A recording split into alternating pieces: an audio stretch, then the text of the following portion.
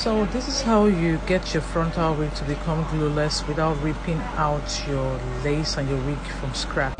Measure out your ear to ear. Like if your lace is 13 inches and your ear to ear is 12 inches, you just have to cut out the excess part from it, like I've done at the other side. And now I will repeat this process on this second side. As you can see, it is just lapping over my ear, and I want it to stay on my ear.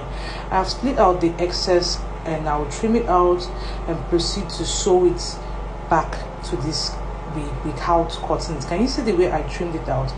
I will just join the part I trim out back to the cap that is open and sew it with my needle. You can use a sewing machine if you want, because I'm showing you this, so I have to use my hand to stitch this. And here you have it lapping to your ear, and it is glueless. I just attach my elastic band. It is adjustable, and voila, it is staying on your head. It don't move.